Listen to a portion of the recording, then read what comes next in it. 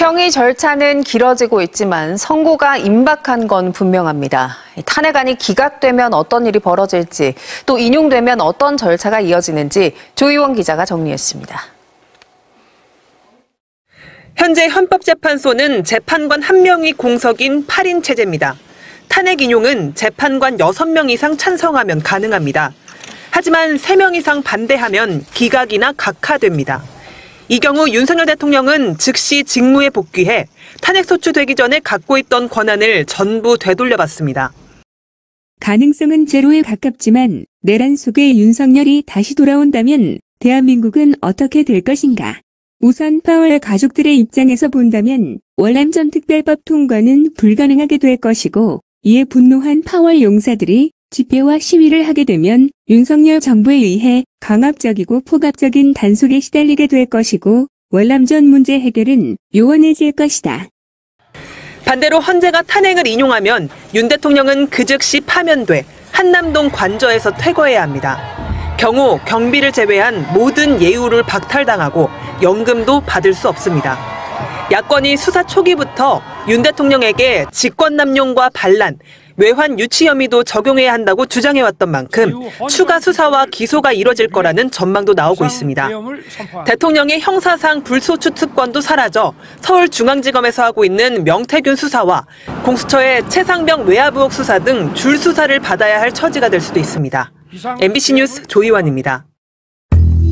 헌법재판소의 윤석열 대통령 탄핵 심판 선고가 늦어지면서 일각에서 기각, 각하 가능성이 커졌다는 주장이 나온 가운데 대표적인 보수 논객 김진 전 중앙일보 논설위원이 세상 물정 모르는 바보 같은 분석이라면서 윤 대통령이 파면될 것이라고 강조했습니다. 선고가 늦어지면서 기각 또는 각하될 것이라는 주장이 널리 퍼지고 있습니다.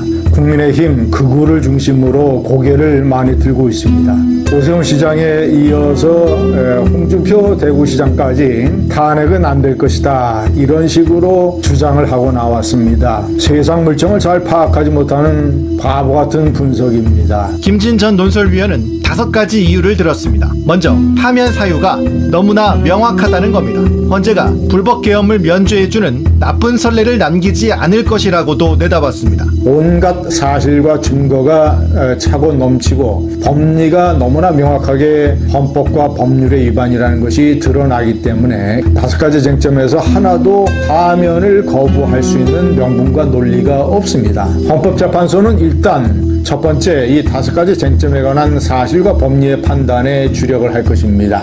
그래서 8명 모두 이것은 파면감이라는 결론에 이르렀을 것입니다. 미국을 포함한 선진국들의 외교 무대에서 조롱거리가 됐던 민주주의 파괴자, 바보, 허세, 친위 쿠데타 실패자가 외교 무대에서 제대로 대접을 받을 수 있겠습니까? 마지막으로 김진 전 논설위원은 탄핵이 인용되면 조기 대선 국면 속에서 탄핵 반대론자들의 시위는 며칠에 그치겠지만 탄핵이 기각되면 분노한 민심을 통제할 수 없을 것이라고 덧붙였습니다. 지금 우리 검판사들이 문제 이렇게 얘기합니다만 이번에 구속 취소가 되는 과정을 보면은 판사도 제멋대로, 검사도 제멋대로 엉망이라는 걸 우리가 알게 됩니다. 엉망이죠. 판사도 제멋대로, 검사도 제멋대로 이제 우리가 인식을 하게 돼요. 대통령도 제멋대로, 우리나라 검찰이 얼마나 웃기는 조직인지 이제 우리가 다 알게 되죠. 무슨 마약 사건이 중간에 튀어나오고 온갖 부조리가 나오고 이 썩은 정신의 맨 가운데 지금 윤석열이 떡 버티고 있는 겁니다.